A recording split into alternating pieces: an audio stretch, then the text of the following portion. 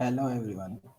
So, as per the promise, we are here to continue with our series of webinar. So, this week we are going to have a webinar on UX. Hello everyone. So, as per the promise, in the developers, we most of left behind with introducing ourselves with the UX. We work on UI, but we less bother about UX. So today we have Mr. Abhishek, product manager at hello, hello, project manager. So he will be sharing his experience and his all the strategies on UX. So we will be adding him.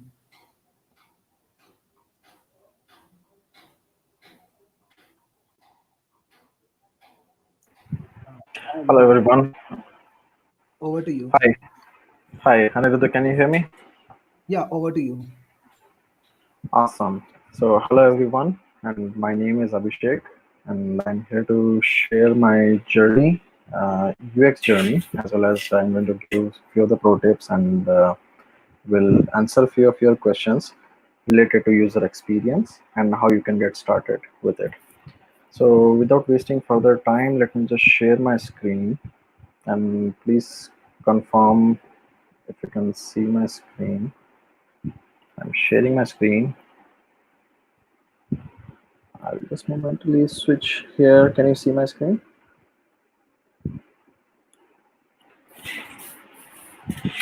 Awesome. So I'm assuming that you all can see my screen. Welcome to Developer Circle, and we are here to discuss about everything about user experience. My name is Abhishek, and I am product manager at Blockcube Inc. We are into clinical trials and clinical studies domain. Those who do not know clinical trials, before launching any drug to the market, there are several clinical trials which happen. Uh, and after those clinical trials, physicians and providers, healthcare providers, they basically understand the efficacy of the drug and then they launch it to the market. So it's a very complex domain, and I'm managing Blockcube there. So I am a professional speaker and speaker at of design thinking at IIM. Then I also talk about gamification. In fact, I spoke, presented my topic, and was a chief speaker at DesignCon in 2017. Apart from that, I am a speaker at Product Leaders Forum as well. So I talk about various topics like design thinking, user experience, gamification, and product management, of course. So yes, I come from a background of user experience, and I have actually interacted with the real world users and people whose life we so-called change using the concepts of user experience. So user experience is all about users. When we talk about users, we develop applications, we develop products for the end users without uh, you know interacting with them on the daily basis. But I have done that, and I know their pain points, and to understand their pain points better, we visited fields, and these are few of the pictures where you can see that here I am sitting somewhere in the areas of uh, MLM, which was near like remote location near Puducherry. So these are the topics which we are going to cover. I'm going to talk about the practical aspects of UX. I'm not going to show you some fancy diagrams like you have a standard path and then there is a shortcut and then I'll name it as user experience. No, not going to do that. I'm going to heavily emphasize on practical things and and how you can use UX, how you can empathize better, how you can ask better questions to your end users, and then define the product so that you don't waste your time, you don't waste your capital, uh, and of course you do not end up fixing something uh, which you could have avoided in the beginning. So we'll be covering UX basics. In the UX basics, we are going to cover what is UX, We'll see how generally the process looks. Then why do we need UX? Can't a designer do the same stuff? I often hear this question. Who can be a user experience designer? What are the qualifications, and what do you need to become a successful user experience designer?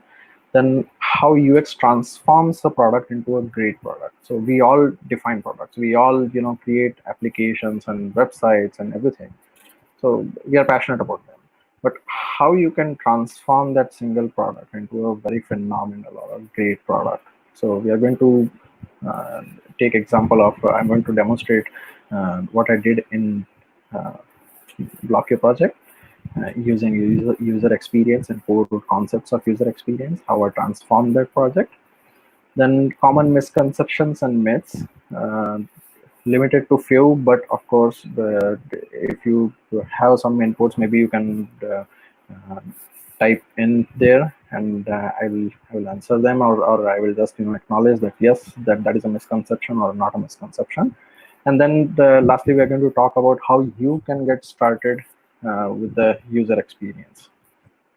All right, so I think we're all set for the basics. So what is user experience? So I'm not going to give you again any simple definition or two-liner or something. I'm going to explain you the entire concept.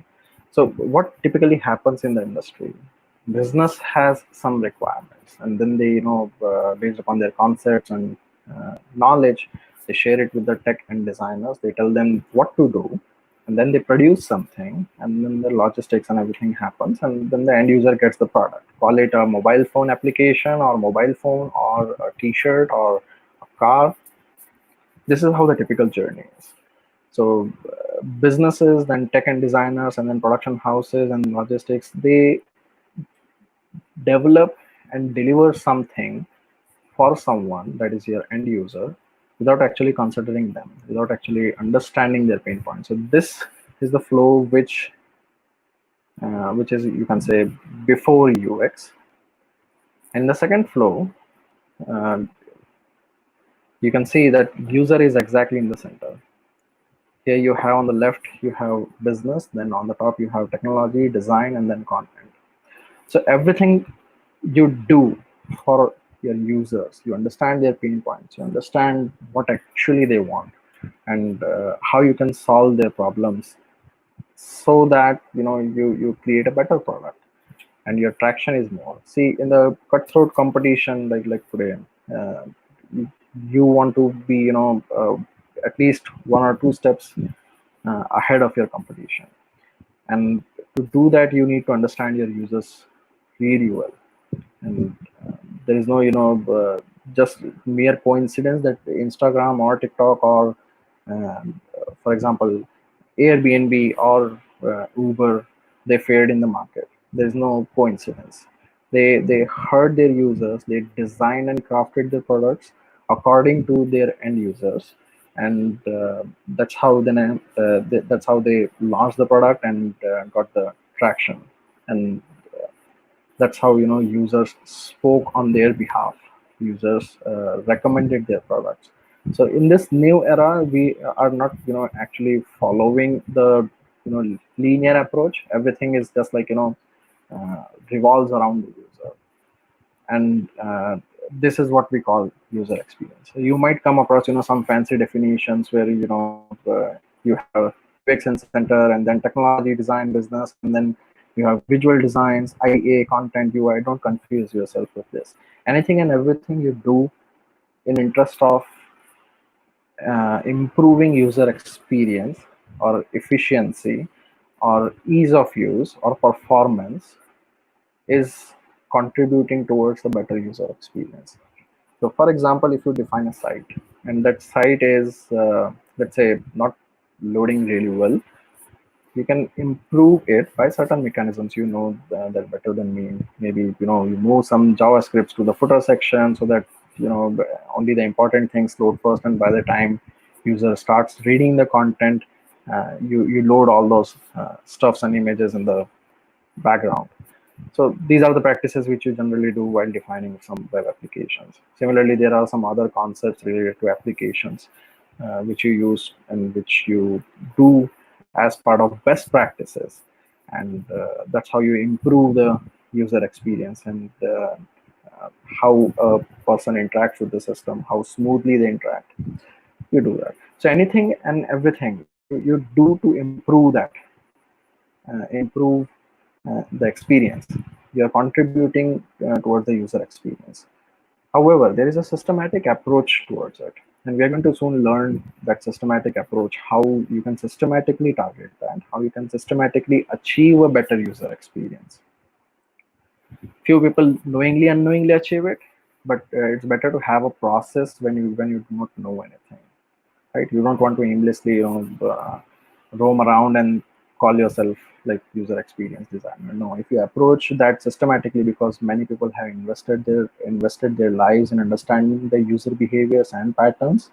So if you go through that pattern, maybe it would save your time, and then maybe you can observe other people better and develop your own uh, philosophy and uh, hypothesis, which you can validate later on.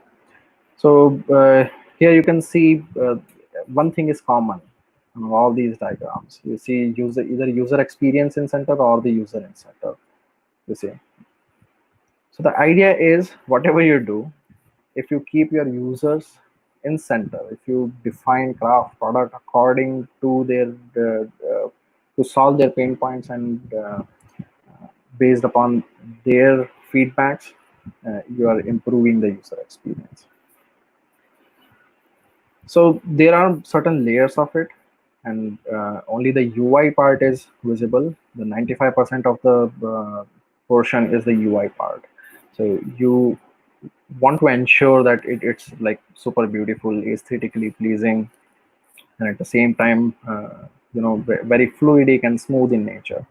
So majority of people confuse the 95% of the visible part with the user experience, which is like UI is like tip of the iceberg, and UX, you can understand that it covers everything from experience strategy. You do the user research, interaction design, information architecture, information design, motion graphics, and visual polish. So there are certain libraries and APIs and frameworks available which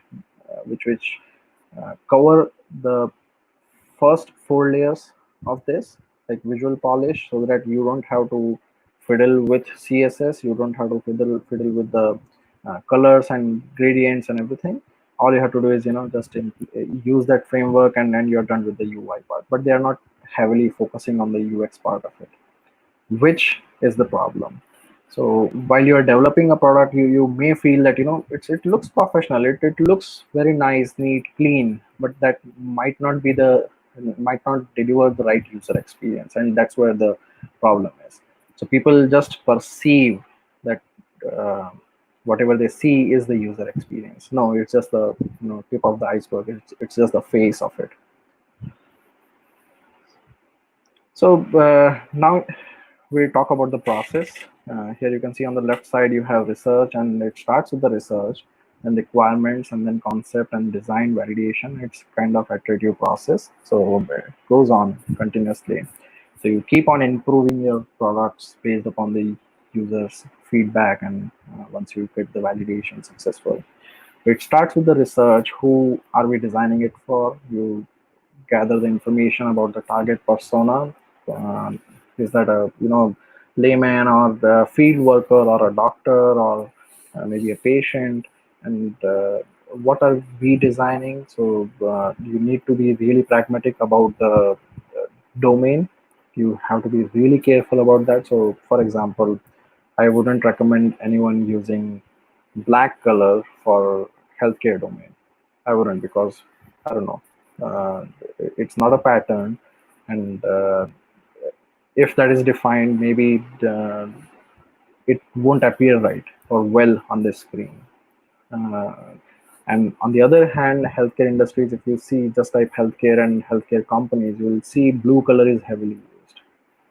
And for classy applications, or let's say Uber, I still remember the first interface they built. It was darn beautiful, and they had this black interface. It was like classy, polished UI. It it was. And Facebook too uses the blue. Uh, it signifies the trust and friendliness. So that's why color theory and everything, it kicks in the moment you talk about the persona, and the moment you talk about the domain and industry. How do we execute our vision? So that's what the research part you do. These are not just the three steps of it. You have like n number of steps. These are just like high level things which you can consider. Again, just to keep this very basic to start with, and maybe later on we can touch base on the individual sections how we do that. So on the research part, you just first understand what you're doing, for whom you're designing, and how do you execute the vision, and then you gather the requirements, like you map end to end, you define the entire user workflow so that you are not stuck anywhere. You think from user's perspective, and you know in the concept phase, you use the whiteboarding to define the wireframes. You ideate with the team. You include multiple people from different backgrounds, and you gather their feedbacks, how they would love to see the product. When I say product, it's not just application or a website. It includes everything. If you're defining a chair, I mean, it's a product. So you might want to validate it first. So the concept, in the conceptual phase, you just use the whiteboard, you draw the rough sketches and everything. And once you gather enough of the data to start with, then you enter into the design phase, where you define lo-fi and hi-fi. Many people start directly with the hi-fi, and I hate that, because after a while they feel like their creativity is over, or they feel stuck uh, while defining multiple screens. They feel like they are lost. So that is because your foundation is weak. Once you are pro in the foundation, once you understand the patterns, once you understand the core concepts, then maybe you can directly start with lo-fi or hi-fi, but I wouldn't even suggest to start with hi-fi in any case. At least you start with lo-fi sketching. uh, yeah, and once that is done, you enter into the validation phase, where you validate your design. Now, validation may happen internally with your team. Validation, you can have that, you can invite somebody on board, other stakeholders, or maybe you can validate publicly. There are multiple platforms available where you can publish your design and get it validated. User would multiple users would come to your platform, and they would see how it looks, how it feels, and how efficiently they can carry out their jobs. So based upon that, you can validate your design. So A/B testing refers to you create multiple variants of the same design, or for the product. So often we end up in heated discussions. We call it developers or designers or founders. They often end up debating something. But okay, red color is fine. Okay, blue color is the one which we want to go with. So you don't want to make any assumptions. Don't do that. So to avoid that, we first gather all these things, and then we create two variants of it. One with blue color, or maybe another one with the black color or yellow color or red color. So you create variants, and based upon that, you perform the A/B testing. Once your A/B testing is done, maybe you will get the numbers, like okay, 80% of the users, they are preferring blue color or yellow color or black color, and 20% of the people are not preferring, or preferring other colors. So you would naturally go with the maximum number, so that you cater to their requests, and maximum votes, of course, it justifies it. So and then you basically give the specification documents to your developers, and from there they start their journey. Now, this process doesn't end here. As I mentioned earlier, this goes in loop. You do that research again, and that's the specialty of a user experience designer. This role specifically, it doesn't end here. Your job is not done. And once you supply it, you always want to ensure that it has been implemented correctly or not. Because a fancy design without proper implementation is a piece of art. You don't want to end up, painting something which cannot be converted into code. You don't want to do that. So you have to sit with your developers and make them understand, or understand their perspective or the limitations of the platform, and then do the design. So this goes into loop, and you come back again with your research data and everything, and then you start doing the other things or adding other features. You understand that what feature works, what feature doesn't work, what feature doesn't get highlighted but is useful, and how you can highlight that so you will improve the information architecture and everything. So you do that here. So I often get this question, why do we need UX? Or can't a designer or dev do the same stuff? And I will answer the second part here. It's totally because of the bias and the approach. So see, there is a difference in the approach of a developer versus you have a UX designer or UX researcher on board. And as you know this personality was mentioned, that you cannot solve a problem from the same consciousness that created it. You must learn to see the world anew. And not everyone can see the world anew, just like you switch and become user experience designer. No, you cannot do that. So that's why I always recommend to have a fresh outlook. If you cannot, maybe you bring somebody on board and learn from them, or maybe ask them to help you. So there is a difference in approach of a developer and a designer and a user experience designer. So developers are problem solvers. So they want to solve problems immediately. And how do they want to solve the problem? By coding. And that's a different approach. On the other hand, user experience designers would ask the first question: who is the end user? Why do you want to solve the problem? What is the problem? First define the problem. And if that problem is non-existent, and if you're trying to solve that, he would straight away say, or tell you that you are trying to solve a problem which doesn't actually exist. And then you'll realize that, yeah, okay, this is the core difference or approach, which is different in case of a developer and user experience designer and a designer.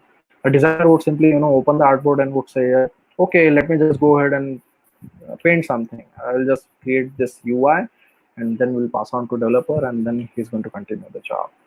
No. So again, approach difference. And biases. We have multiple biases, and we want to avoid that. We should avoid that. And all these biases drive us to define a product according to our perception, our opinions, and not the user's perspective or user's opinion. So there is a core difference, and that's why a designer or a developer are not good enough for the job. You need to learn user experience design or invite somebody. Now I'll answer the second question here, like why do we need UX? So every $1 invested in UX results in return between $2 and $100 for the products.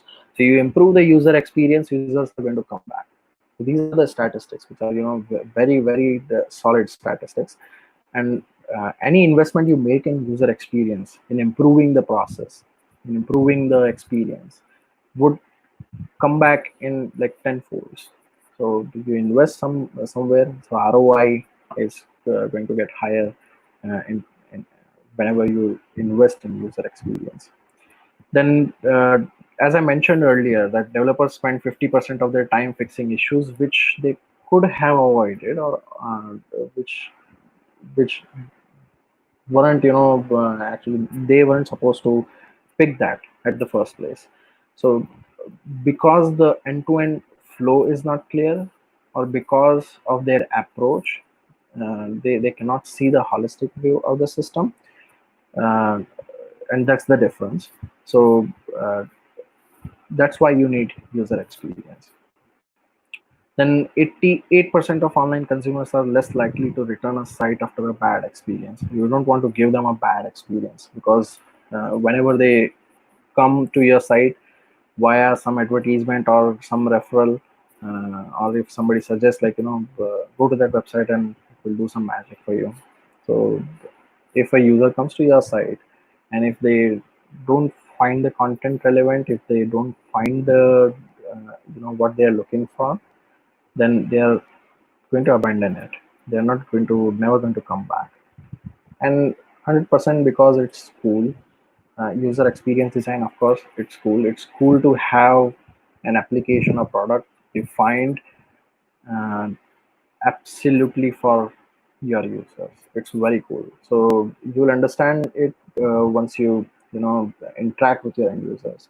So just imagine you define an application for, let's say, uh, measure body temperature and report it to the higher authority, so that maybe you can figure out who is potentially suffering from COVID-19.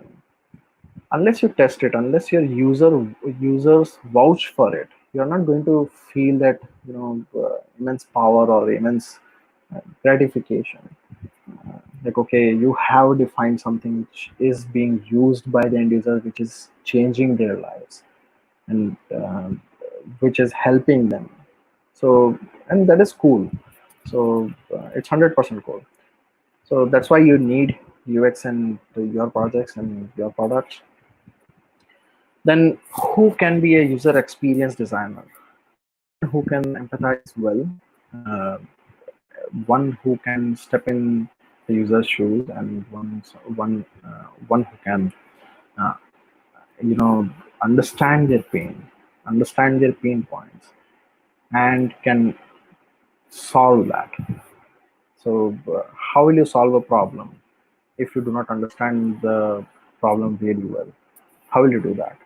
So that's where empathize phase uh, comes into the picture, and you need to empathize well. So you need to ask them the relevant questions, and ask them um, how they are feeling, or what is their frustration, and how do they generally overcome their frustrations. So maybe you will get the insights, and then you can take those insights and integrate in your products or website or app. Then analytical thinking, if you can analyze the data, if you're not biased, if you can analyze the data, like, okay, 80% of my users are coming from, let's say, Chrome, and only 1% of them are using Internet Explorer 7. Trust me, few people still use Internet Explorer 7, and especially in the healthcare domain where they use the legacy systems. So is there any point in supporting the IE7? So in fact, we had faced this situation, similar situation, a few years back working working for some healthcare giant, and there they had this unique problem where 80% of their people were already using Chrome, and only 7% of the users were using Internet Explorer 7. Now, Internet Explorer 7, as a product manager or as a user experience designer, it's a nightmare. So any new feature you launch, you have to support Internet Explorer 7, and that's a pain.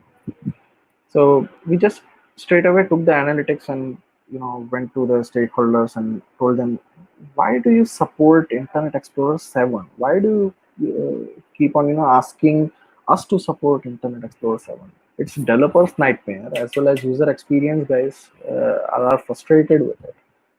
So why do you want us to support that?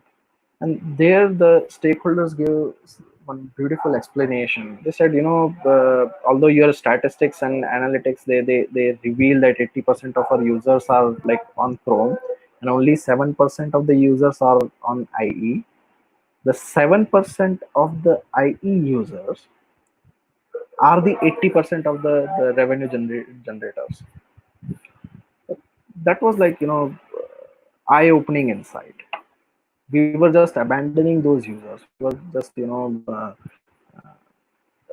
based upon our understanding, we could have just, abandoned IE7, but now we couldn't. So we developed, new approach. We targeted that same problem. We targeted those users. We started, popping those small nag messages with their permission, of course, stakeholders' permission, business owners' permission. Like, okay, at least can we have that pop-up which says that, to improve to get the improved user experience, switch to Chrome or any other browser like Mozilla Firefox. Here are the links, not just the nag message, but the links, so that they are instantly productive. The moment they see the pop-up message along with the few links related to the fast browser, like, okay, the performance will be improved by 98%. So this is something. And then we started observing the percentage, 7% started reducing to 3, 2, 1, and one fine day we ended support for IE7. So that's the beauty of analytical thinking, and that's the beauty of a user experience designer, where they interact with the stakeholders to understand what are their business objectives and how they can map with the user's need, and how they can solve users' frustration. Just imagine, I mean, you are using IE7 just because you don't know how to update your browser, or maybe it's just like you you you were under the impression that that's how it works. So you were using IE7 for no reason. And now you have a reason to upgrade. Now the application is suggesting you something. That's what Google Chrome did. So on once they realized that Mozilla Firefox is like has heavy market share, they started showing that nag message on the search page: improve or faster browser is available. Download Google Chrome. And users quickly switch to it, and now rest is history. Third point is you can communicate effectively. If you cannot communicate effectively, uh, you are going to miss most of the opportunities. Why I say so? Because you need to communicate effectively the importance of user experience. That's the first thing. Second thing, you need to communicate the pain points to the stakeholders or to the developers, or at least in your design. Communication doesn't just mean you just not just limited to talking. It's also it also comes into the picture where you convert something into artboard or design, and then you try to communicate. So if you cannot communicate effectively by either means, you need to fix that thing. So yeah, that sums up everything. How you can be a good user experience designer, or who can be a user experience designer: those who can empathize well, those who can you know those who want to crunch some numbers, those who want to have analytics in their hand, and those who can communicate effectively. And of course, you have to avoid the biases. So now I'm going to talk about how UX transforms a product into a great product.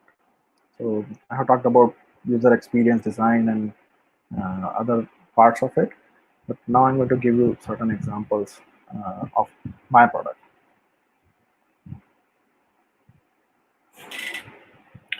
So for BlockQ, we had this unique problem. Clinical trials generally happens in the controlled environment, where you test some new drug and test the efficacy of it into the controlled environment. But we had this unique problem where we had to conduct a clinical study in uncontrolled environment. So this uncontrolled environment was a village which was like 50-60 kilometers away from Puducherry. You can just imagine the amount of heat and humidity. And when we reached there, it was like all seasons at one place. Sometimes it used to rain heavily, and after a while it used to get sunny, and then you can just imagine the amount of humidity and everything.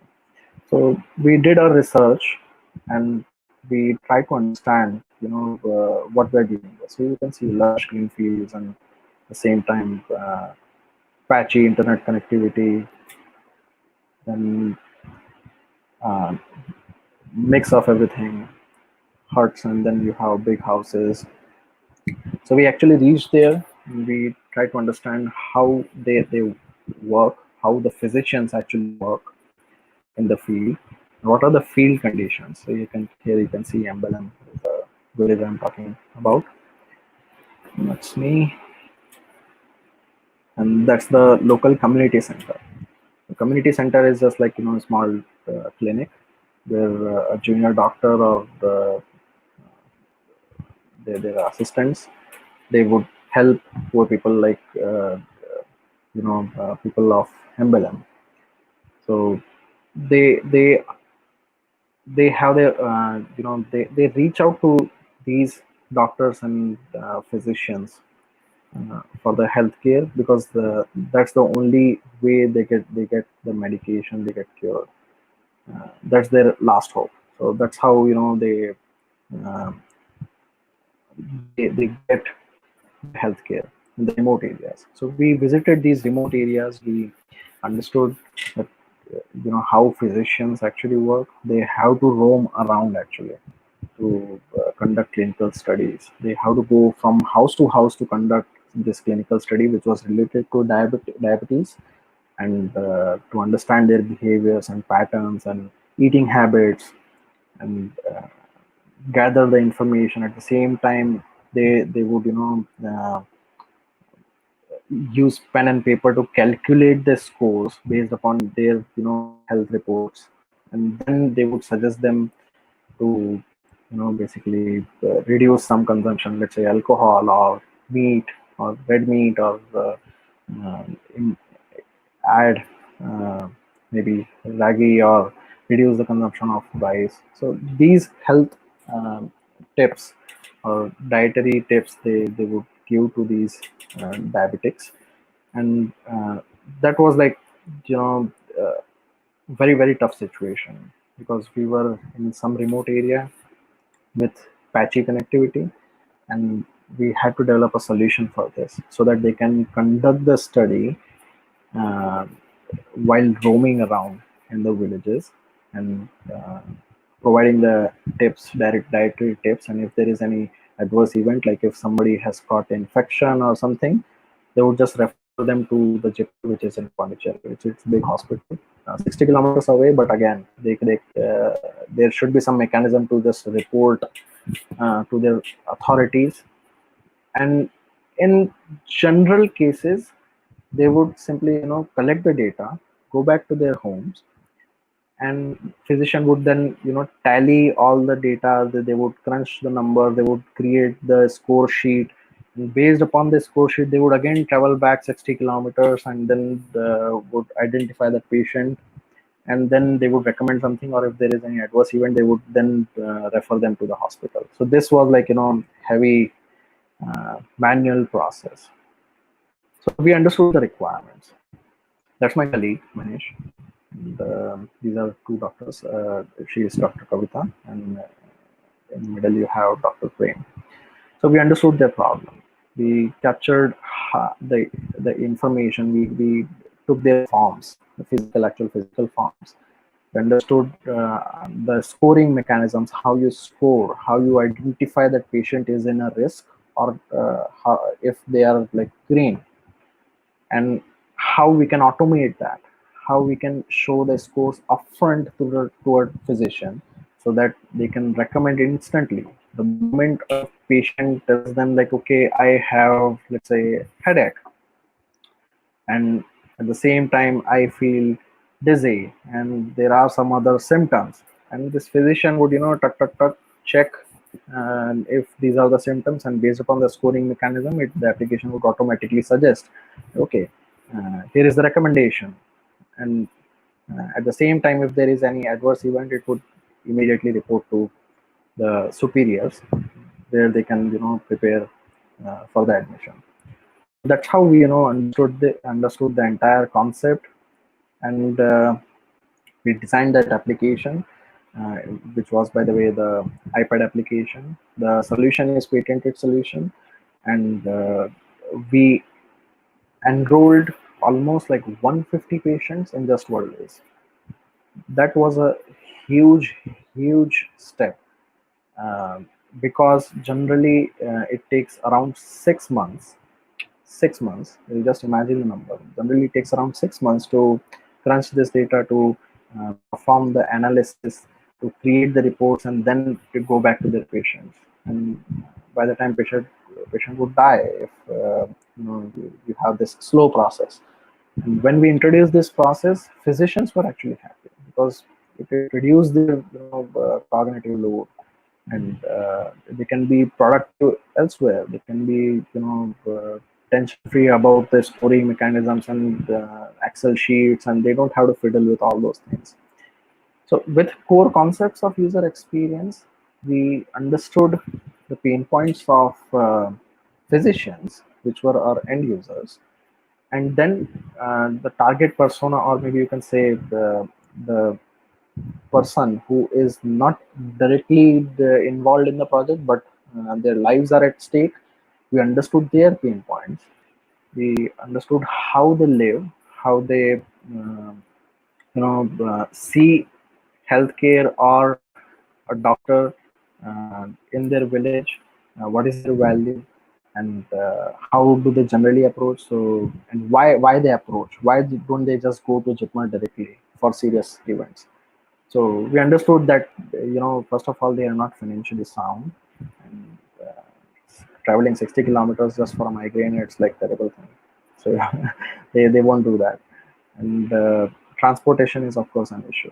So they reach out to the sub center where they take the free medicines, and that's the best thing there. So you get the free medication. So even in the sub centers, so that's why they don't need to travel elsewhere. But the process was really slow, and that's how we uh, understood that, and we designed the solution, build the solution around it, and we launched the product. So after this presentation, maybe I can share the YouTube URL where you can see the entire journey, how we did that, and how we changed the lives of so many patients and so many physicians. So we validated that concept, and there were huge learnings. So of course, we were really sure that the product is going to pass with flying colors, and providers would be really happy. But we got certain challenges there as well, and we validated the concept, and then we went back and tweaked our product. So that's all about it, how UX can transform a product. So this is like the entire journey which I have shown you, and the full video is available. After this presentation, I will share the URL with you. It's available on YouTube, by the way. Uh, it's 9 minutes video. Maybe you can see how we did that. Then coming to the common misconceptions, and I love this topic. So remote isn't possible. So we live in a remote situation right now. Even the classes, and even most of the employees are working from home in this COVID-19 era. I would call it era. Um, so one of the greatest misconceptions is remote UX isn't possible. Well, uh, it depends upon the product you're working on. It depends on the capital. It depends upon the type of research you want to conduct. If that is a solved problem, you can always bank on the uh, data which is available on the internet, patterns which are available on the internet, so you don't have to actually go in the field and interact with the users every time. So you can use those data houses and do that. And remote UX is absolutely possible. So just clearing out that misconception. Then second part is users are always right. So this is actually contradicting to what I said. But again, that's a misconception. I want to clarify it here. Users are not always right. So users would share their pain points, but as I mentioned, you have to avoid all the biases. Whatever they say is might not be the truth and or ultimate truth.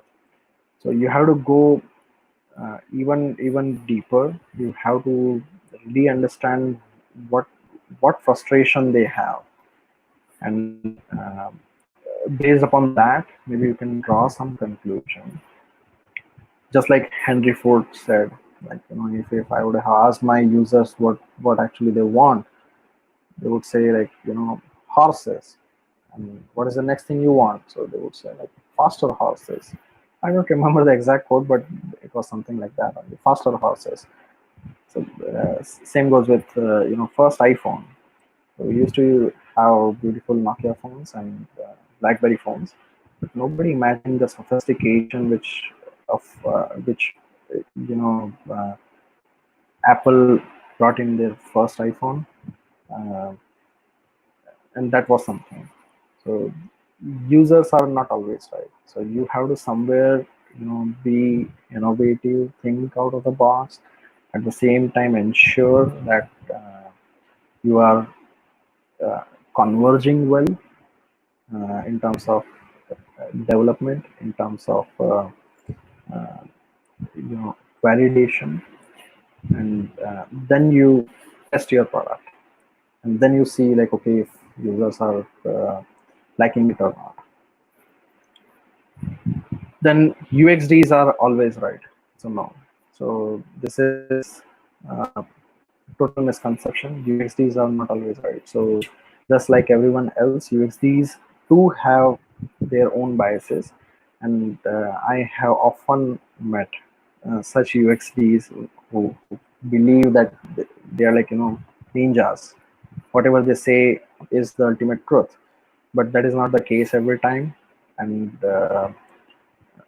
of course, experience, of course, matters here, but whatever they say is not always right. So it's the responsibility of developers to challenge the concepts, challenge the philosophy, and if a user experience cannot justify it and would only come up with the answer like, okay, because I said that, then they are not the actual user experience designer. See, the core philosophy of user experience is everything you do to solve the pain points of the users, and they should be open about the feedbacks. You remember that iterative process loop.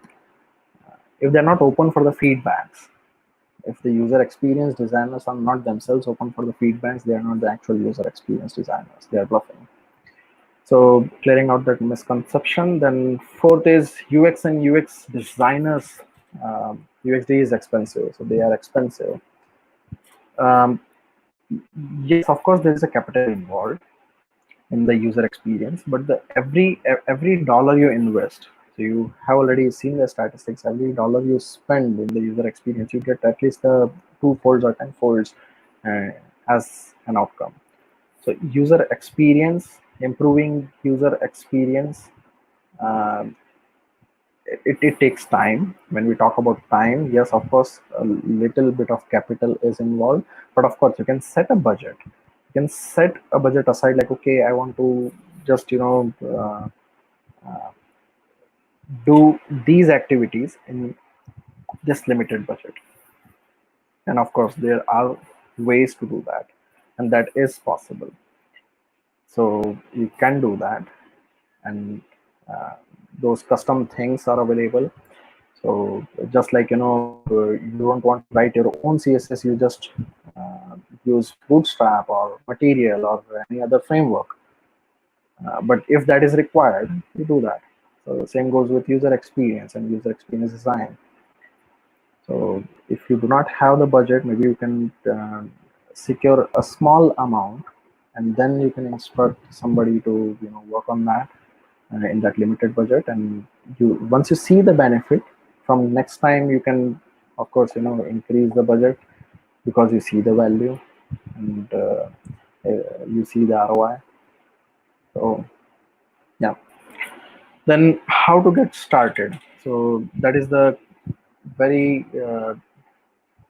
most of the developers and designers, they're often confused about the start, how to get started in the UI UX. We know that user experience, definition of user experience, we know that somewhere, user experience is a good career option, but how do we get started?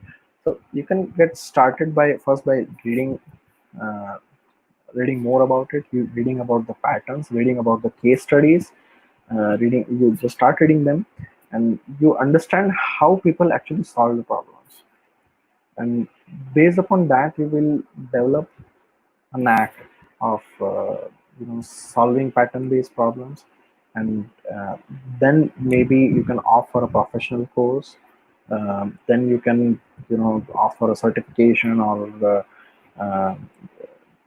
enroll for the topic, and from there you will get the live exposure. You can interact with your end users, stakeholders, talk to them and face to face, and draw the conclusion, validate your hypothesis, and do that. So to start with, first you read the blogs, you read articles, you try to understand uh, how users have, how stakeholders and developers and user experience designers have already solved their problems by adding UX to their product, uh, and then you can start with the uh, courses and enroll for the certifications and do that. So that's how you can get started. So gradual path is, I mean, anybody can be, and anybody can be a user experience designer. Few designers believe that it would be easier for them. Yes, of course, it's easier for a designer to become user experience designer, just because majority of the IT companies, they are heavily into the apps and websites and enterprise products which are web based. So they have obviously an advantage there, but that's not the only thing, as I mentioned earlier. Similarly, same goes with the developers. If you are coming from developer background, I was a phenomenal developer, but I switched to user experience and ultimately finally to product management. But if you are coming from developer background, you'll feel, you'll feel empowered the moment you step in the shoes or responsibility of user experience designer, because it gives you an additional lens or additional perspective, um, because in development you must be developing only one feature or focusing on the one feature at a time or two features at a time. But in user experience design, we talk about end-to-end product. We talk about holistic view. We talk to stakeholders directly and users. So that's kind of really overwhelming to start with. So if you are a developer, yes, you should try that, and that's going to improve, of course, your coding, and uh, would improve the status of your bugs. Of course, they would be reduced because you know what matters to the users, and you will focus on only the stuff part of it, not the fluff part. So yeah, that's all, I think. So if you have any questions, I will just switch my screen, and I would be happy to answer all your questions. Just let me end this presentation here. Awesome. So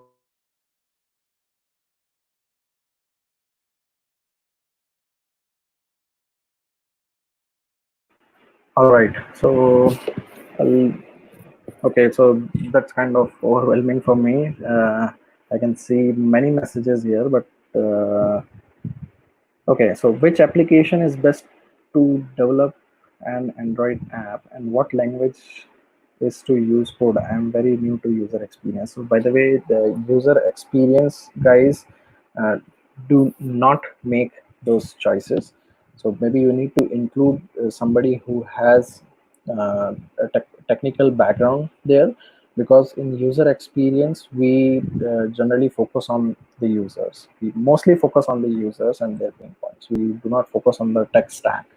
So if you are developing an application for Android app, maybe it would be good to include somebody who who is experienced architect or who has already developed multiple applications, and that would help you there. Coming to the next, so is UX a completely different field?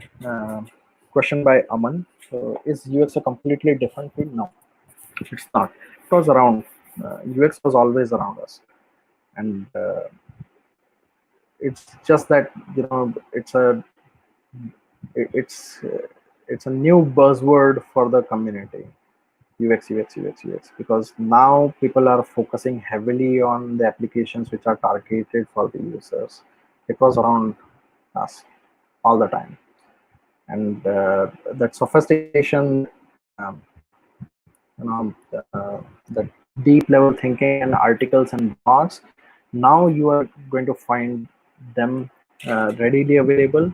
Uh, decade back when I started, there were only few blogs, few sites, few pattern libraries where you can go and understand and learn about the users and ethnographic studies and read about them. There were just definitions and such basic stuff. But now uh, is the right time. Now is the era where we have like in-depth analysis, in-depth case studies, and applications which vouch for user experience. Then coming to, okay, what is the scope if one pursues user experience designing as a career? Okay, so you have a tremendous scope. So thanks Priya for asking this. And yes, so there is a tremendous scope um, in user experience as a field. I started my career as a developer, then I switched to user experience because I loved that thing.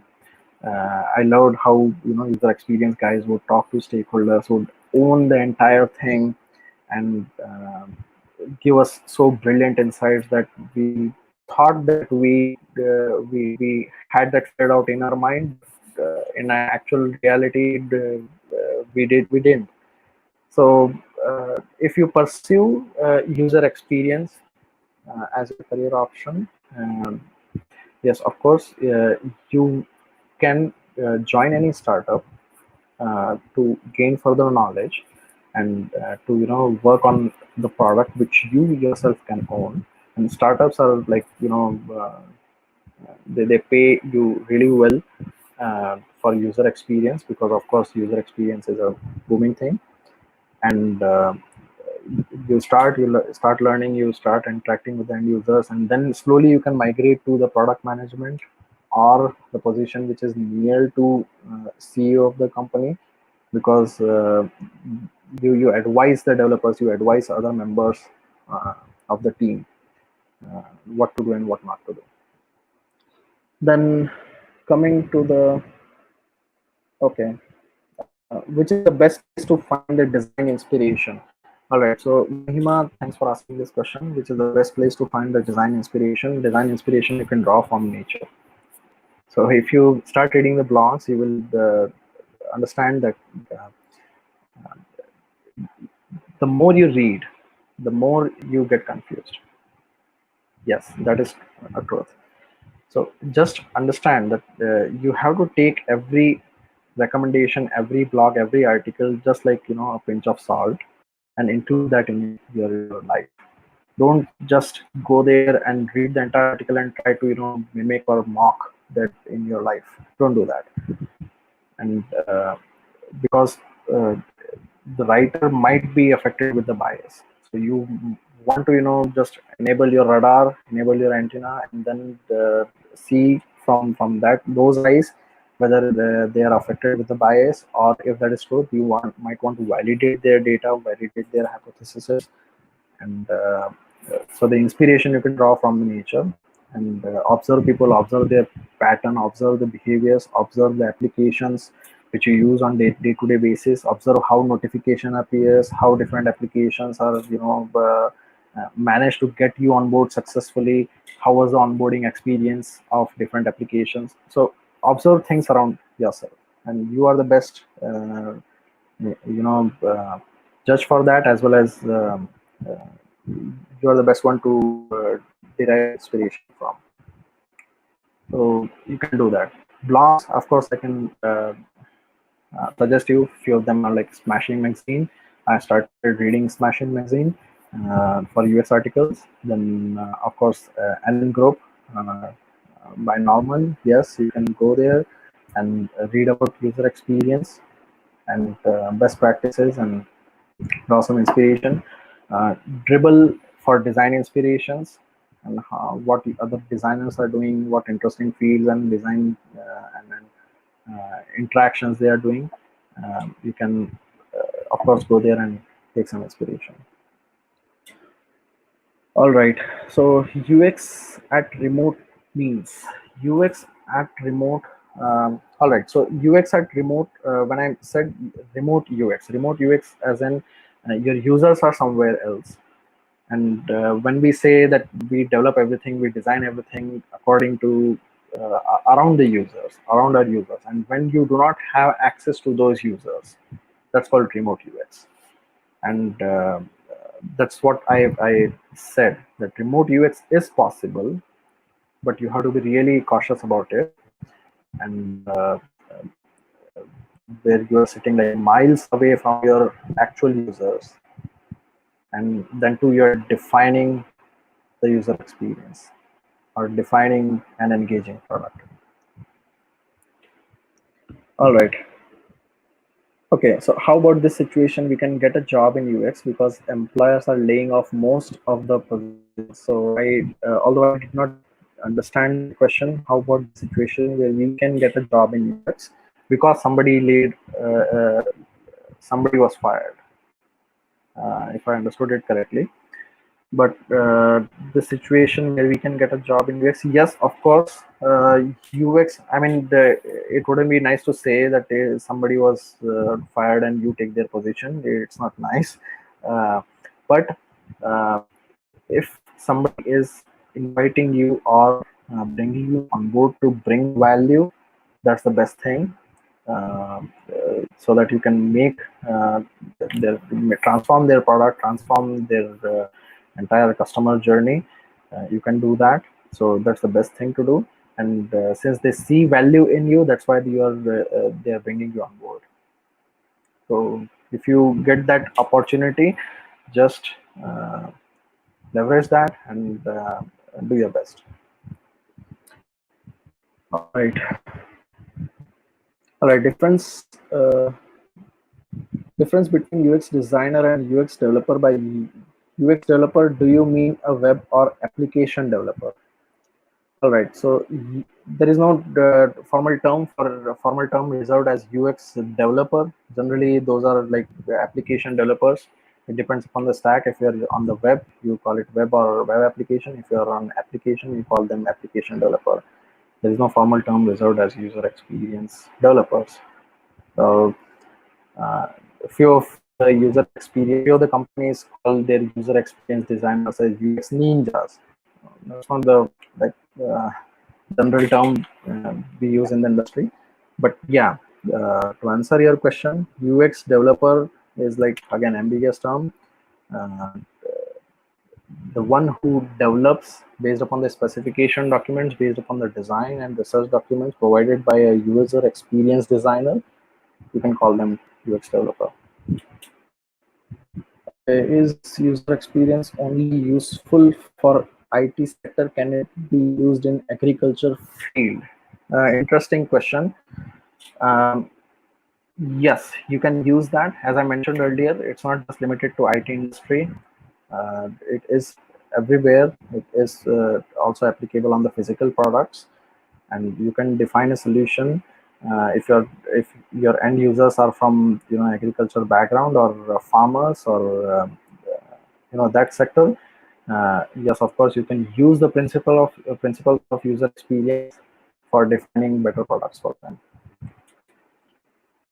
All right, how to land first UX jobs? I would strongly suggest you go to the jobs board and start exploring the startups. Uh, I personally recommend you guys to join the freshers to join startups. Why? Because you will learn and you will have a better understanding of the field. You will learn a lot, which on the other hand, is not possible in MNCs. Why? Because nobody is going to allow you to exercise the full control over the product immediately. The moment you join, they wouldn't ask you to just interact with the users or just talk to the stakeholders. They are not going to do that. But if you are working in a small team, you have that cross pollination. You talk to different members, and you develop that bond, and at the same time you exercise the control and the liberty to experiment in the small teams and startups. So I would suggest you to go to the job boards and pick the startup which you like, which is more aligned to your profile, and then you can start. All right, so I have read a lot of articles on UX, but they just confuse me more. So stop reading, as I mentioned earlier, stop reading too much. Just take their advice as a pinch of salt, and just move on. And then you validate or develop your own hypothesis and validate it. Okay, how to up the UX game working in a startup? Interesting question. How to up your game, 1 level up, 10 and 10 level up, working in a startup. Yeah. So in a startup, if you want to up your game, uh, just try to talk to your stakeholders. Just try to understand their entire vision. It not might be possible every time, but if you try to sit with them, if you understand their business goals, maybe you would understand the entire picture, not the individual sections of it. So once you understand the entire picture of the product, then maybe you can come up with the hypotheses.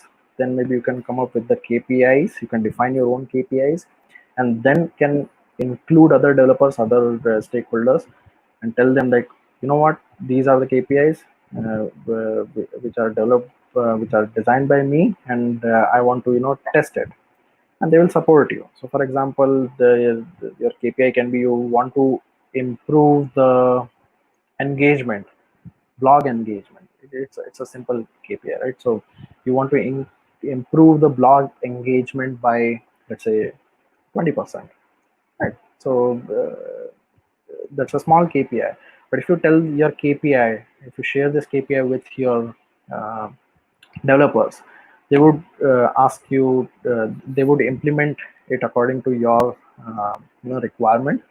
And uh, on the other hand, business would also like feel that you are creating some value, you're understanding the product, and you are increasing the retention, and adding some value to the product.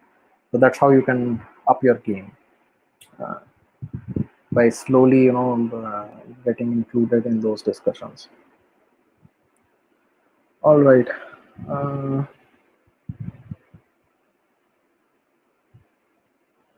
so if someone is a user researcher only, does that does it mean that she can design or understand UX better, or we can say it will be helpful to have a user researcher in a key role in the design, in design the UX? I'll have to read it again. Probably I missed that. Uh, okay, so Kratik, I will answer your question after some time. I have a smaller question. I mean, in the last, I have like, do we need any degree for the user experience? No, you do not need any degree for the user experience. Those who are selling you the degree, they're bluffing. Don't fall in the trap. Clear answer.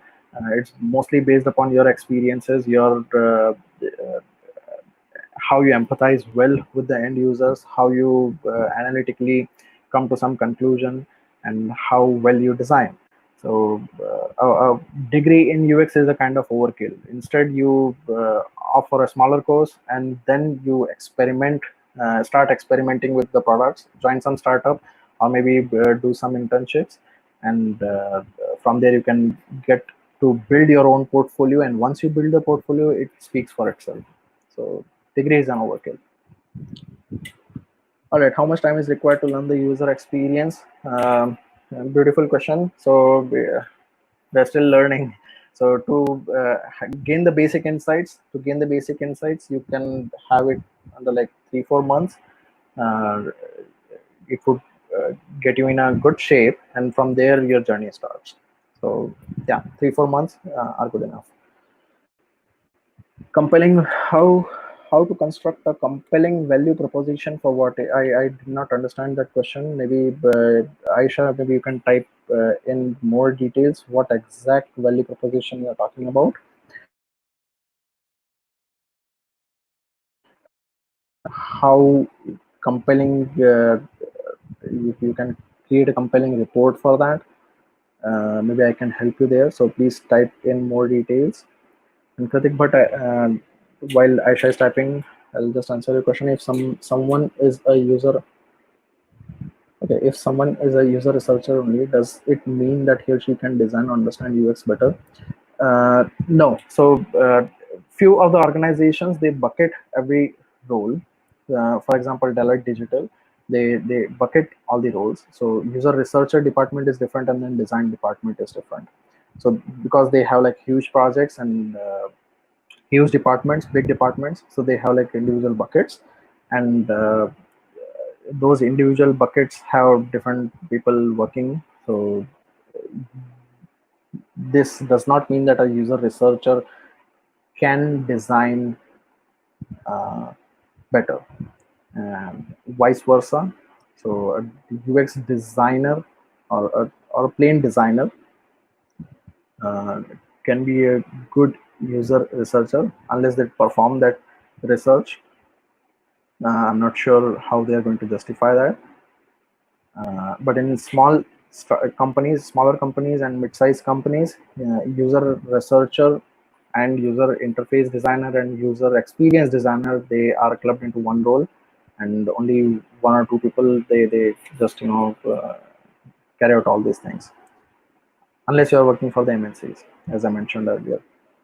All right, so how to construct a compelling value proposition like a VP for the landing page. All right. So just create multiple variants of it.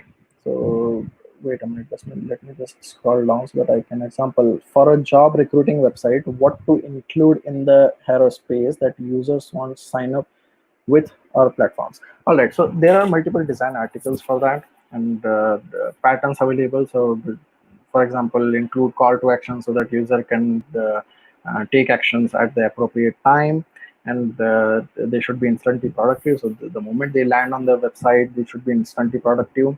Job recruiting websites, they should be able to search the jobs immediately, and and then you can define the flow. There are multiple patterns to it. If you want to convince your VP for the landing page, you do not create only one page.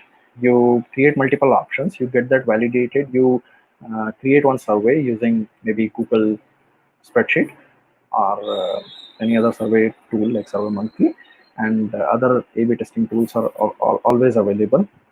So if you want to do that, just go ahead and publish your designs there, and have them validated first by internal team. If your product is like you want to keep it internal, uh, you create that survey anonymously. People are going to vote, and then maybe you can present those statistics and numbers to your VP.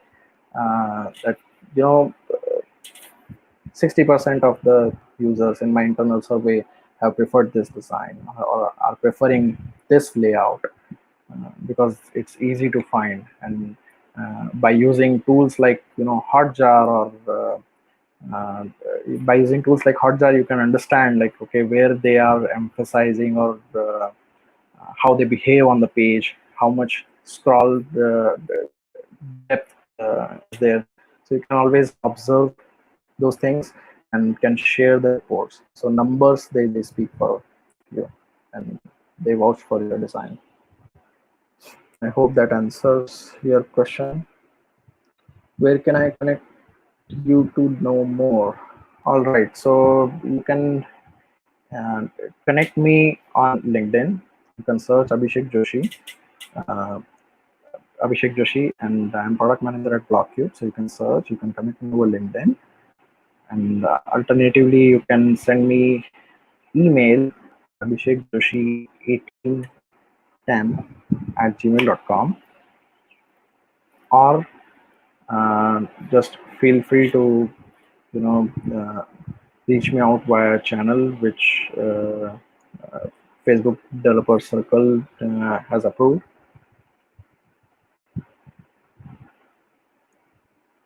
All right, so I think um, this was all, and thank you for joining.